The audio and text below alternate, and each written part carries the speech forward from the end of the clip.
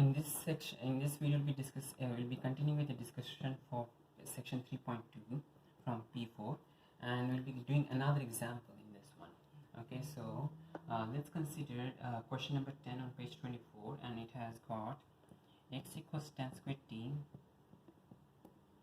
plus 5 and y is equal to 5 sin t. X is equal to tan squared t plus 5 and y is equal to 5 sin t, and 0 is less than t, which is less than pi by 2.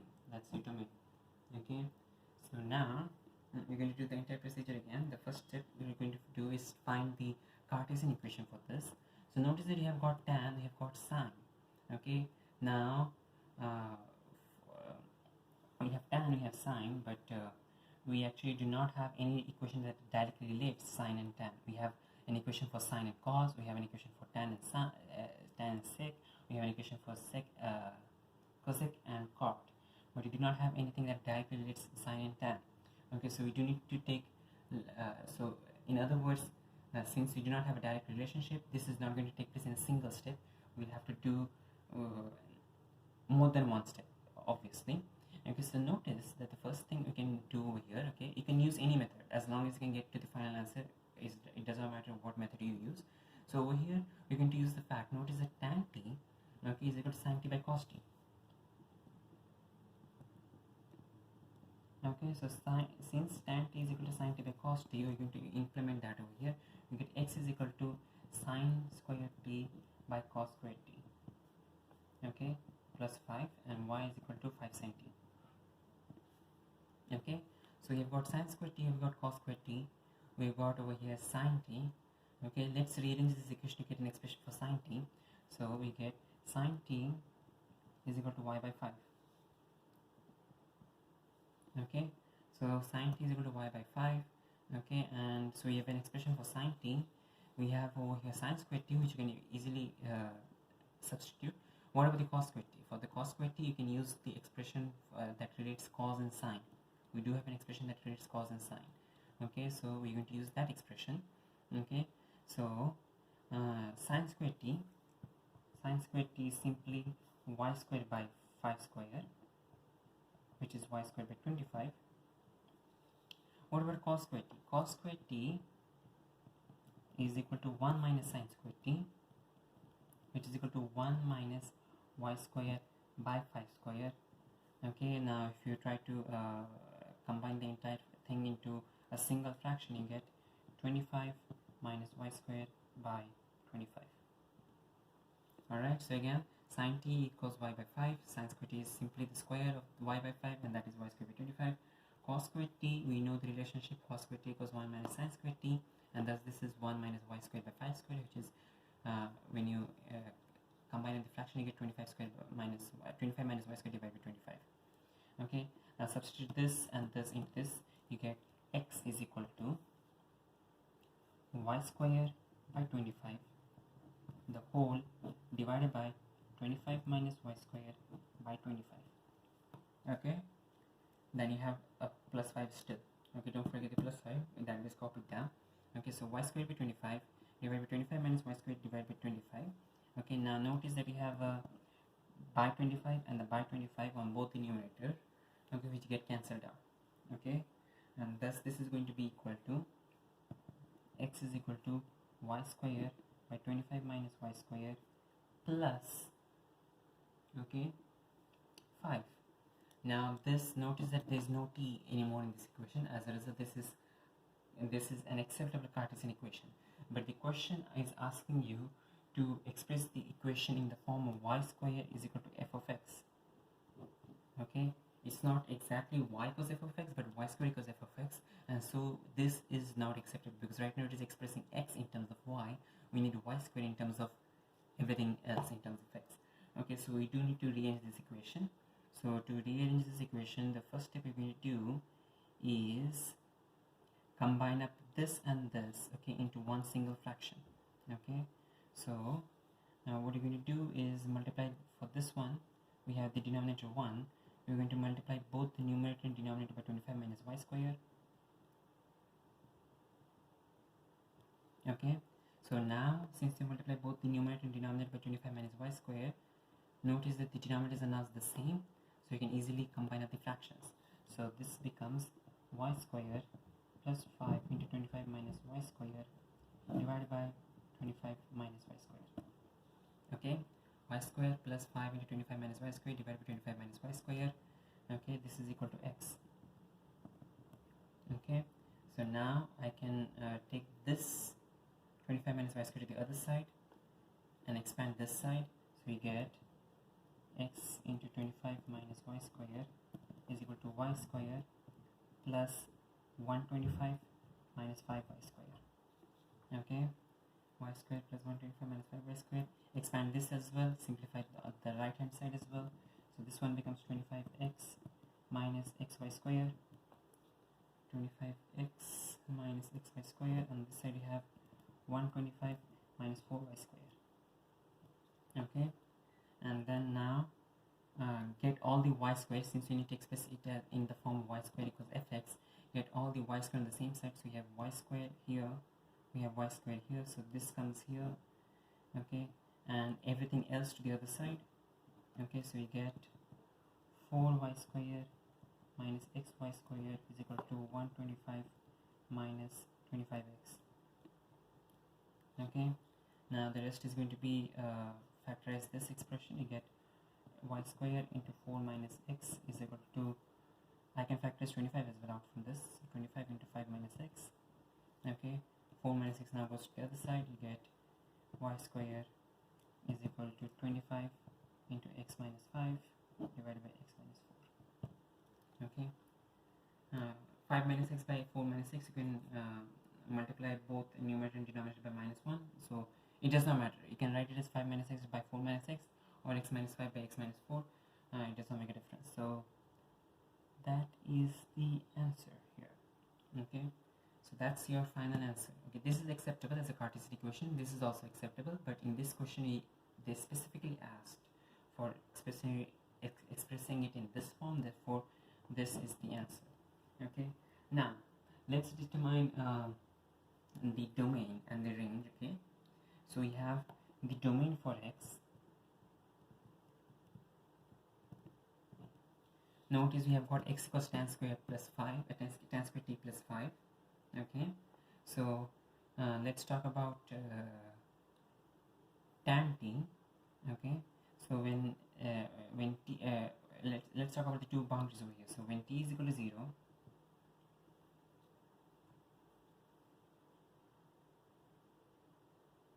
yeah, when t is equal to 0, tan t is 0, tan square t is also 0, tan square t plus 5 is equal to 5, so therefore x is equal to 5. Okay, when t is equal to pi by 2, okay, when t is equal to pi by 2, when t is equal to pi by 2, tan t is actually positive infinity, it is undefined. Tan t is positive infinity, tan square t is still positive infinity, and therefore positive infinity plus 5 is going to be simply infinity again. Okay, so x is equal to positive infinity.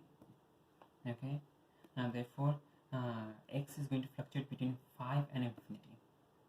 Okay, and therefore the domain for x is going to be 5 is less than x, which is less than positive infinity. Okay, notice you're not using equal to signs here because the domain does not have equal to. Okay, so 0 and pi by 2 are not part of our domain. Therefore here 5 and plus infinity are not going to be part of your domain. But notice this can be simply written as x is greater than 5. Okay, x is greater than 5. If you want to write, you can write x is a member of R, x is a real number, but as long as you can write x is greater than 5, it's enough, because it's obvious that if x is greater than 5, we are allowing it to reach, it can be as big a number as infinity. Okay, so x is greater than 5 is more than enough to describe this inequality. Now let's come to the range for y. Okay, the range for y, notice that it is y equals 5 sine t. Okay, when t is equal to 0, y is equal to sine t is 0, sine 0 is equal to 0. Okay, So sine t is equal to sine 0, which is 0. 5 times 0 is 0, so y equals 0. When t equals pi by 2, we have sine t is equal to sine of pi by 2, which is 1, and therefore 5 times 1 is equal to 5. So y is equal to 5. So it is fluctuating from 0 to 5, okay, and therefore this is going to be 0 is less than y, which is less than 5. Again, no equal to signs because the original domain for t does not have an equal to sign. So this is simply 0 is less than y, which is less than 5. Okay, now another example we'll be looking into is, let's consider the equation x is equal to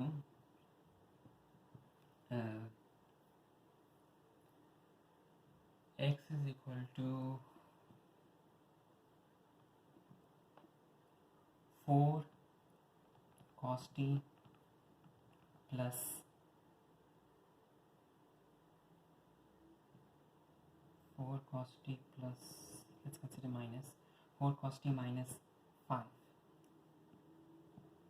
4 cos t minus 5, and y is equal to 9 sin t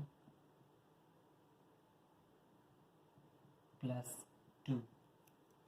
Alright, so x equals 4 cos t minus 5, y is equal to 9 sin t plus 2, and therefore notice that we have sin t and cos t. We're going to use the simple relationship sin squared t plus cos squared t equals 1. Okay, so now let's first isolate cos t and sin t. Okay, from the first expression you get x plus 5 equals 4 cos t. Okay, from the first expression you get x plus 5 is 4 cos t, then you take 4 to the other side, you get cos t is equal to x plus 5 by 4. For the second expression, for the second parametric equation, you get y minus 2 equals 9 sin t, and therefore, okay, and then take 9 to the other side, you get y minus 2 by 9 is equal to sin t. Okay, before we continue, let me just specify the range. The range is going to be t is a member of R. So t can be any real number for this one. Okay, so t can be a member of t is any possible member for R. So let the range, let the domain for t remain as it is. We're going to continue finding the Cartesian equation. We have cos t equals x plus 5 by 4. You have y minus 2 divided by 9 equals sin t. And now you can substitute into this equation. We have sin squared t plus cos squared t equals 1. Therefore, x plus 5 by 4, the whole square, plus y minus 2 by 9, the whole square is equal to 1. Okay, and we can we can definitely write it in the form y is equal to fx. Okay, we can definitely write in the form y equals fx. In that case, you need to take this to the other side, then take the square root and then multiply by 9 and then add 2. Okay, but for the time being, we just leave it as it is over here.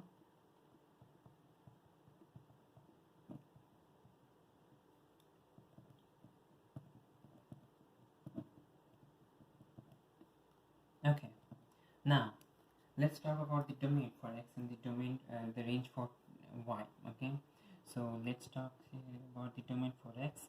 Over here we have all real values for t. Okay, so we have all t can be any real number. Okay, so if t can be any real number, cos t is going to be between minus 1 and 1. Okay, so cos t is going to be between minus 1 and 1. Okay, so since cos t can be between minus 1 and 1, 4 cos t is going to be between minus 4 and positive 4. Okay, 4 cos t is going to be between minus 4 and 4. And then if you subtract 5, in that case you're going to get minus 4 minus 5 minus 9, and 4 minus 5 is going to be minus 1. So the domain for x is going to be minus 9 is less than or equal to t, which is less than or equal to minus 1. Alright, minus 9 is less than or equal to, not t, sorry, x, which is less than or equal to minus 1. Now let's apply the same thing for the range of y. Again, t can be any real number, so sin t is going to be between minus 1 and 1. This is actually cos t here, this is sin t here. Okay, sine t can be between minus 1 and 1. 9 sine t is going to be between minus 9 and 9. Multiply both sides by 9, and then when you add 2 to this one, you get minus 7 for the first boundary, and 11 for the second boundary. So you get minus 7 is less than or equal to y, which is less than or equal to 11. Alright, so we have the two boundaries over here. If we try to plot this, okay, if we try to actually, let's sketch this. Alright, let's sketch this.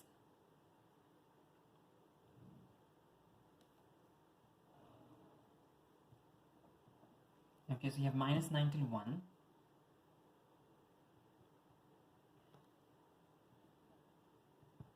Okay, so minus 9 is the lower boundary for x. Minus 1 is the higher boundary for x.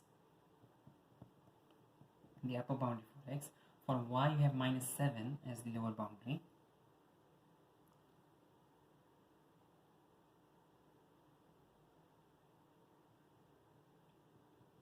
Minus 7 is the lower boundary, and positive 11 is the upper boundary.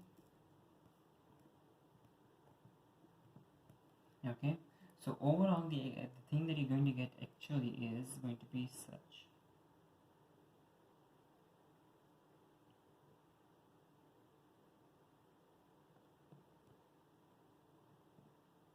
Okay, so x is fluctuating between minus 9 and 1, and y is fluctuating between minus 7 and 11. Okay, and this is what you get. Okay, notice that this is not a circle exactly. Okay, this is an ellipse.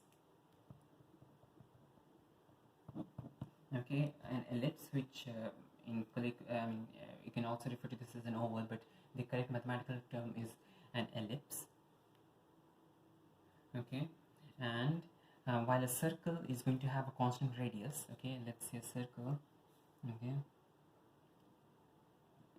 a circle is going to have a constant radius, okay, the radius is going to be the same all the time, okay, and if you remember the equation for a circle, it is going to be x square, x minus a the whole square plus y minus b the whole square is equal to r square. Okay, so x minus a the whole square plus y minus b the whole square equals r square. Let's try to divide all sides by r square. In that case, you can get, okay, x minus a the whole square divided by r square plus y minus b the whole square divided by r square is equal to 1. Okay, so this is a circle. This is x minus a the whole square plus y minus b the whole square equals r square. This is x minus a the whole square by r square plus y minus b the whole square divided by r square equals 1. This is another way of representing the equation for a circle. Okay, both of these equations represent the same circle. Okay, so notice that you have got center a comma b. Okay, you've got center a comma b, which is going to be the center of the circle, and the radius is going to be r. Okay, the radius is going to be r, both horizontally and vertically. The radius is going to be r. Okay, now over here we have this equation. Okay, x plus 5 the whole square by 4 square plus y minus 2 the whole square by 9 square equals 1. If you compare this equation over here, okay, if we compare this equation over here, we notice that in the same way that a comma b is the center of the circle, over here a comma b is the center of the ellipse. So in this case, it is, because this is plus 5, okay, and this is minus 2, okay, your center of the ellipse is minus 5 comma 2. So minus 5,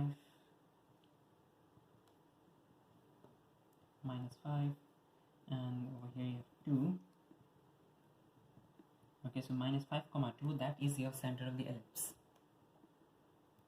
Okay, so minus 5 comma 2 is the center of the ellipse. In the same way that a comma b is the center of the circle, here minus 5 comma 2 is the center of the ellipse. Okay, now in this case, r square has r as the radius of the circle, and it is the same on both sides. Over here it is not the same on both sides. Okay, we have a smaller axis and a larger axis. Okay, I mean, they do have special names for them. The smaller axis is called the minor axis, and the larger one is called the major axis. Okay, in this case, the minor axis is horizontal, the major axis is vertical. but it is possible that the major axis, I mean, if you have an ellipse such like this, in that case the major axis is horizontal, the minor axis is vertical. So it is possible either way. Okay, but in this case, if the minor axis is horizontal, the major axis is vertical. Now notice how long is the minor axis exactly. Okay, we have -9, we have -5, we have -1. So -9 and -5, that means this is 4 units. -5 and -1, this is 4 units. So the minor axis is overall 8 units. Okay, and what are the major axis? The major axis is -7 and -2. So we have -2 here. Okay, so -7 and -2. Okay, that is 5 units, and excuse me, sorry, that's 9 units. Okay, and -2 and 11, not -2, I did a mistake. -7 and 2, this is positive 2 over here, that is 9 units, and then 2 and 11, that is 9 units. Okay, so 9 units and 9 units, and therefore the major axis is actually 18 units. Okay, but we are not actually concerned about the length for the minor axis and the major axis. The thing that I want to show you here is the pattern. Notice that the minor axis, or the x-axis over here, okay, along the x-axis we have 4 units on each side of the center. Okay, and that 4 is actually what you see for the x term over here. Okay, so x plus 5 the whole square divided by 4 square. Okay, so that 4 is the length over here, 4 and 4. For the y term, it is 9 square on the bottom of the y term, and therefore along the y-axis it is 9 units and 9 units. Okay, so if you compare this ellipse, if you compare the ellipse with the circle equation, you notice that there is r square and r square. Or in other words, okay, when you have a circle, okay, since under the x term you have r square, you're going to have r and r. Okay, and for the y term you're going to have along the vertical axis r and r. Okay, and therefore since both the major axis and the minor axis are the same, okay, this actually makes the ellipse a circle. Okay, and so in other words, the circle is simply a special case of your ellipse.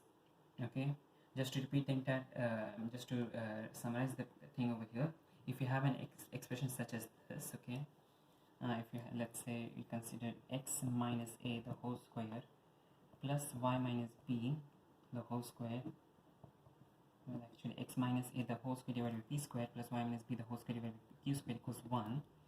This is going to be an ellipse equation. This is going to be an ellipse equation, and it is going to have center a comma b. Okay, okay, center a comma b, and your horizontal axis is going to have p on either side. So p on either sides are 2p in total. Okay, p on either side, 2p as total. Okay, in the case of the circle, it is 2r, it is the diameter. Okay, we are doing the entire diameter, 2r. Okay, over here horizontal is 2p, half of the horizontal axis is going to be p, and for the vertical it is going to be 2q in total, and half of that is going to be simply q.